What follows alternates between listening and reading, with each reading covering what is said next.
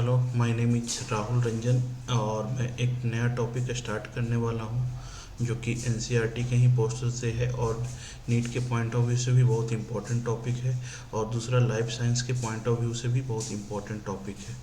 इस टॉपिक का नाम क्या है कि वायरस। वायरस एक तरीके का प्रिमिटिव लिविंग ऑर्गेनिज्म है जो कि इस अर्थ पे 3.6 बिलियन ईयर एगो आया था।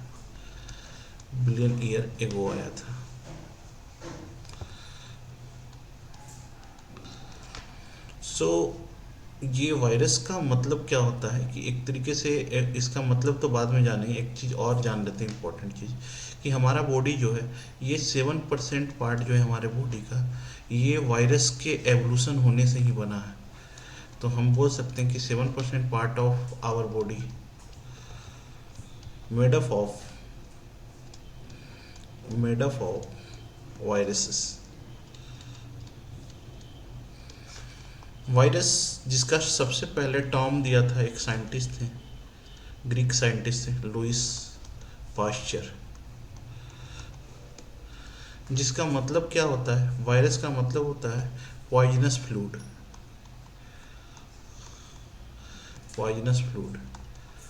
तो वायरस का डिस्कवरी इन्होंने नहीं किया था, इसका नाम दिया था। एक्चुअली में पॉइजनस फ्लूइड का जो ग्रीक वर्ड होता है वो वायरस होता है, तो उन्होंने एक सिंगल वर्ड में इसको रिप्रेजेंट किया था पॉइजनस फ्लूइड को वायरस के रूप में। तो वायरस एक तरीके से बोले तो ग्रीक वर्ड है, ये एक तरीके से बोले तो ग्रीक वर्ड है। तो आगे चलते हैं हम लोग और आगे देखते हैं कि इसके डिस्कवरी के बारे में। तो सबसे पहले इवानोवास्की एक साइंटिस्ट थे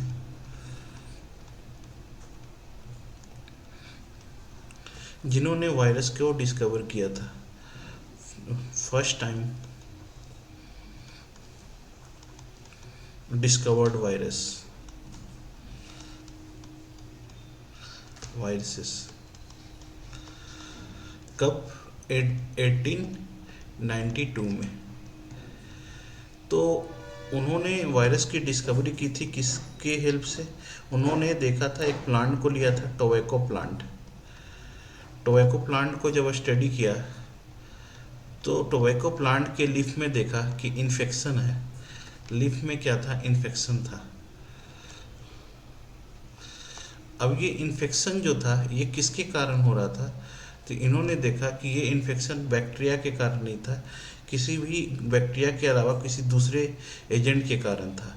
तो उन्होंने इस इन्फेक्शन का नाम बताया कि इस इन्फेक्शन का मेन कारण था वायरसेस।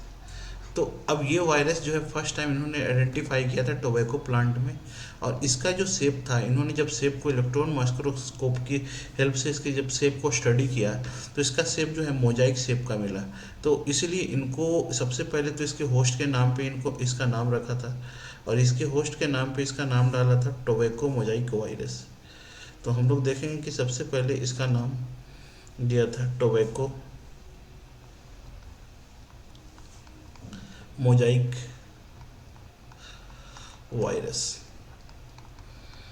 जिसको टीएमवी वायरस बोलते हैं। तो TMV is first discovered virus और ये कई बार एग्जाम में पूछ चुका है और ये इम्पोर्टेंट है। टीएमवी वायरस की सबसे पहले कौन सा वायरस था जो डिस्कवर्ड हुआ था और किसने किया था? तो इवानोवास्की ने इसका डिस्कवरी किया था, फर्स्ट डिस्कवर्ड वायरस। ओके। और इसको किस प्लांट में, मतलब होस्ट प्लांट का नाम क्या था? इसके होस्ट का नाम क्या था? तो टोबैको प्लांट। तीसरा क्वेश्चन होता है कि कहाँ पे इन्फेक्ट किया था? तो ये टोबैको प्लांट के लीफ में देखा गया था, टोबैको प्लांट के लीफ में दिखा गया था, प्लांट के लीफ में। तो इस तरह से देख सकते हैं कि यहाँ से एक 3 क्वेश्चन जनरेट हो रहा है। तो सबसे पहले फर्स्ट डिस्कवर्ड वायरस, जो साइंटिस्ट का नाम इवानोवास्की, जो कि 1892 में डिस्कवरी किया था और उन्होंने कौन से होस्ट प्लांट में इन्होंने देखा था? टोबैको प्लांट में देखा था। तो टोबैको प्लांट होने के कारण इसके होस्ट प्लांट के नेम के बेसिस पे उसका नेमिंग कर दिया था टोबैको मोजाइक वायरस। अब एक और साइंटिस्ट आए, क्योंकि इस वायरस का डिस्कवरी किया था, तो दूसरे साइंटिस्ट आए इसको चेक करने के लिए, कंफर्म करने के लिए कि सही में ये वायरस है या फिर कुछ और है। तो एक और साइंटिस्ट जो आए थे उनका नाम था डिमिट्री इवानोवास्की, सॉरी क्या बोल रहे हैं, बेजर नायक।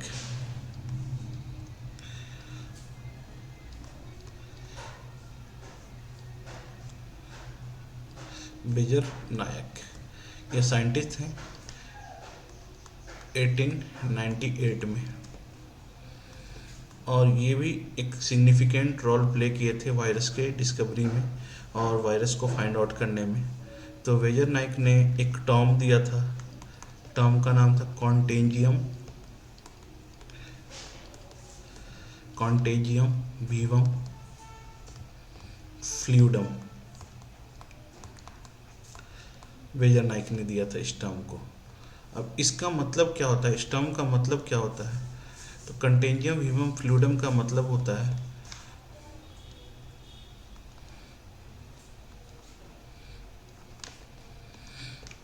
कंटेंजियस मतलब होता है इन्फेक्शियस, इन्फेक्शियस इन्फेक्शन, जो कि इन्फेक्शन काउज करता है। वीवम, वीवम मतलब क्या होता है, ये लिविंग, लिविंग ऑर्गेनिज्म की। फ्लूइड,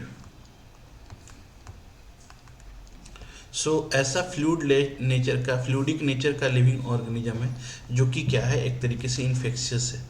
तो इसको उन्होंने कैसे पता लगाया था या आइडेंटिफाई किया था, तो इसके डिस्कवरी के बारे में, इनके रिसर्च के बारे में देखेंगे।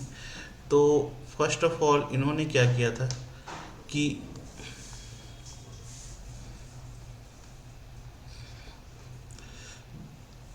दो प्लेट लिया था एगार जेल का, दो एगार जेल का प्लेट लिया,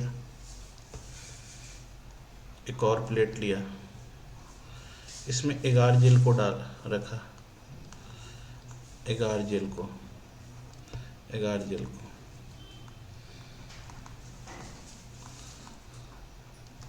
अब दो डिफरेंट टाइप के इन्फेक्शियस लीफ को लिया, दो डिफरेंट टाइप के इन्फेक्शियस लीफ को लिया।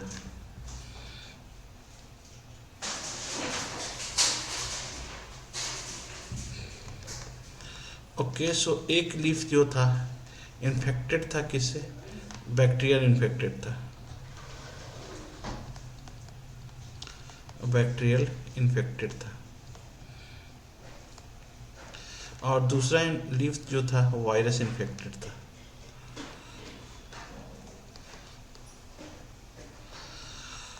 तो उन्होंने देखा, उन्होंने फाइंड आउट किया कि वायरस के लीफ को के सब इंस्ट्रक्टेड पार्ट को लिया, और इंस्ट्रक्टेड पार्ट को उन्होंने क्या किया कि पोर किया, इसको पुट किया, पुट इनटू एगार जेल में, एगार जेल में इसके भी इंस्ट्रक्टेड पार्ट को लिया और पुट किया इनटू एगार जेल में। जब एगार जेल में इसको रखा और दोनों को रखा, अब इसमें क्या किया कि इन्होंने यूज किया फिल्टर पेपर का, इन्होंने यूज किया फिल्टर पेपर का। अब यहाँ पे भी फिल्टर पेपर का यूज किया,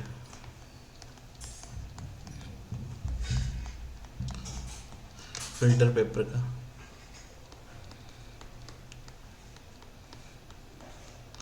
और जैसे फिल्टर पेपर का यूज किया तो क्या हुआ कि वो फाइंड आउट किए क्या कि जब इसके जो एक्सट्रैक्ट पार्ट था फिल्टर पेपर में आया, फ्लूइड, एक्सट्रैक्टेड फ्लूइड जो था फिल्टर पेपर में आया, और जब ये वाला जो पार्ट था इन्होंने क्या किया, पोर किया, इसके फ्लूइड को पोर किया, pour into plant leaves, plant leaves. अब प्लांट लिप्स पे पोर करने के बाद ये प्लांट लिप्स जो था ये क्या हुआ, गेट इन्फेक्टेड, गेट इन्फेक्टेड। दूसरा बैक्टीरिया से जो इन्फेक्टेड था उसको भी एक्सट्रैक्टेड फ्लूइड को लिया, एक्सट्रैक्टेड फ्लूइड को लिया, और जैसे एक्सट्रैक्टेड फ्लूइड को लिया और उसको क्या किया, उसको भी प्लांट में पोर किया, pour into plant leaves.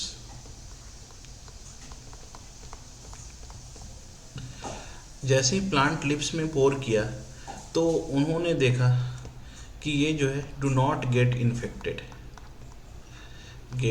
Infected. तो वो आइडेंटिफाई कर पाए कि कुछ ऐसा भी लिविंग माइक्रो ऑर्गेनिज्म है जो कि क्या है कि बैक्टीरिया से भी साइज में छोटा है और वो फिल्टर पेपर को पास आउट कर जाता है। और ये फ्लूइड जो है ये क्या है, इन्फेक्शियस नेचर का फ्लूइड है। तो इसके नेचर के बेसिस पे उन्होंने एक टर्म को निकाला और उस टर्म का नाम दिया क्या, कंटेंजियम वीवम फ्लूइडम। जिसका मतलब हमने ऑलरेडी डिस्कस किया था कि कंटेंजियम का मतलब होता है क्या, कि कंटेंजियम का मतलब होता है इन्फेक्टेड, वीवम का मतलब लिविंग और फ्लूइडम का मतलब फ्लूइड। अब आगे हम लोग देखते हैं कि ये तो हो गया साइंटिस्ट। अब आगे देखते हैं 1935 में एक और साइंटिस्ट आए थे। 1935 में एक और साइंटिस्ट आए थे। 1935 में जो साइंटिस्ट का नाम था N.W.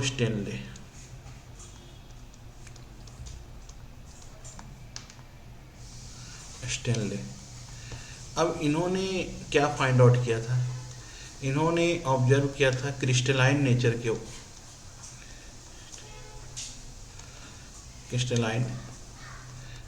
ऑफ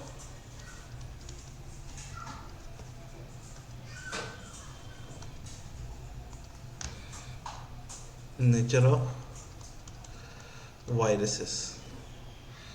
इन्होंने फाइंड आउट किया था क्रिस्टलाइन नेचर ऑफ वायरसेस के बाद। इन्होंने और भी बोला था कि वायरस के साथ साथ inside the virus is not only made up of virus is not only made up of protein but also nucleic acid also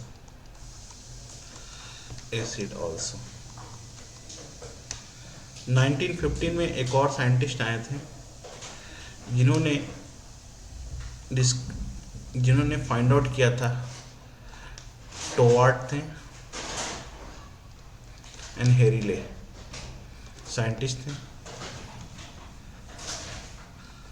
जिन्होंने फाइंड आउट किया था कि virus can also infect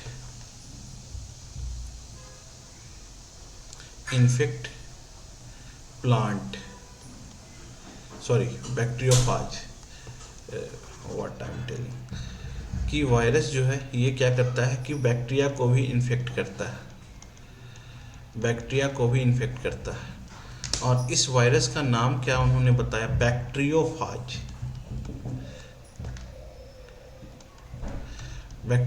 virus. फाज मतलब होता है इन्फेक्शन, और ऐसा वायरस जो कि इन्फेक्शन क्रिएट करता है बैक्टीरिया के अंदर, उसको बोलते हैं क्या, बैक्टीरियोफाज वायरस। तो साइंटिस्ट टोवार्ट और हेरिले ने बैक्टीरियोफाज का डिस्कवरी किया था 1915 में। अब देखते हैं कि वायरस के कुछ बेसिक इंट्रोडक्शन के बारे में देखते हैं। तो ये तो हमारा हिस्ट्री और डिस्कवरी था। तो वायरस जो है एक तरीके से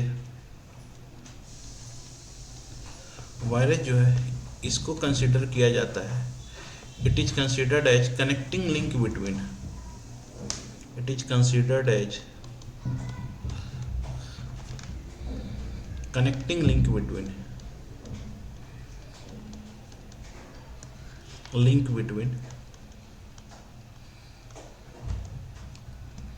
living and non-living organism।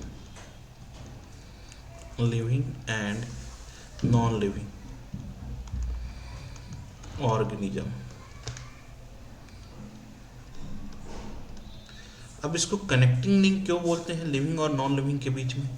तो जब ये वायरस फ्री इन्वायरमेंट में present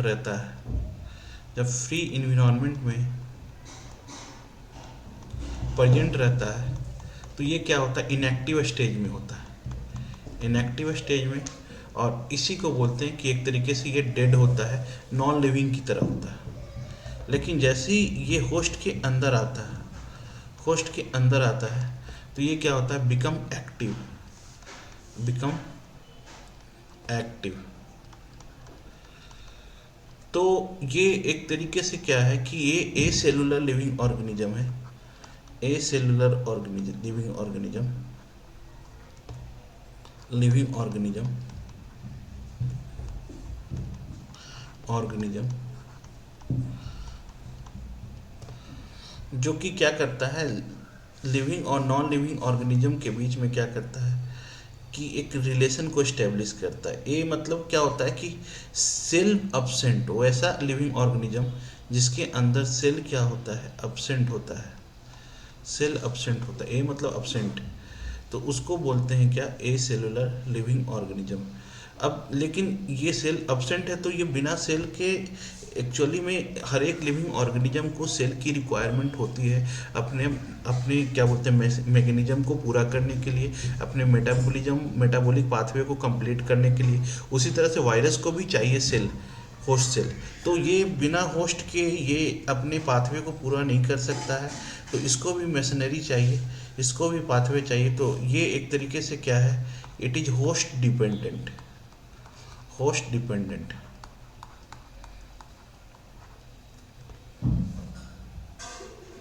host dependent living organism, organism. So बिना होस्ट के, और होस्ट जो होता है किस रूप में होता है, सेल के फॉर्म में। तो बिना होस्ट के वायरस जो है ये अपने आप को मल्टीप्लाई नहीं कर सकता है, तो फ्री इन्वायरमेंट में ये क्या हो जाता है, इनएक्टिव हो जाता है। तो ये वायरस का नेचर होता है। तो वायरस में अगर हम जेनेटिक मटेरियल की बात करें तो बेसिकली दो टाइप का जेनेटिक मटेरियल पाया जाता है, या तो डीएनए प्रेजेंट होगा उसमें, या तो आरएनए प्रेजेंट होगा उसमें। अगर डीएनए जेनेटिक मटेरियल प्रेजेंट है तो उसको बोलते हैं deoxy virus. RNA genetic material present है तो उसको बोलते हैं रीवो वायरस। तो वायरस जिसमें डीएनए जेनेटिक मटेरियल है उसको डीऑक्सी वायरस बोलते हैं। वायरस जिसके अंदर आरएनए जेनेटिक मटेरियल प्रेजेंट है उसको ये क्या बोलते हैं, रीवो वायरस बोलते हैं। अब हम लोग देखते हैं आगे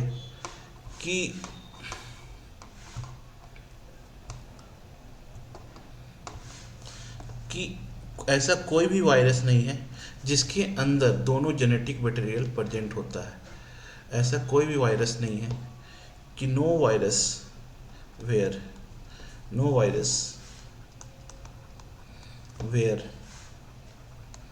both type of genetic material present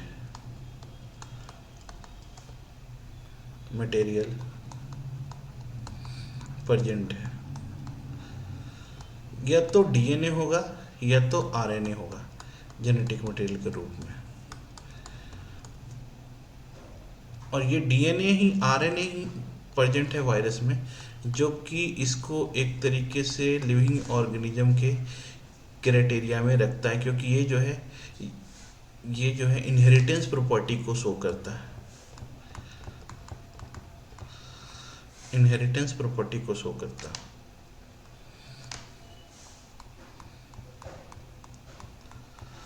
तो डीएनए आरएनए जो है ये एक तरीके से इनहेरिटेंस प्रॉपर्टी को शो करता है। तो ये था वायरस का इंट्रोडक्शन, डिस्कवरी।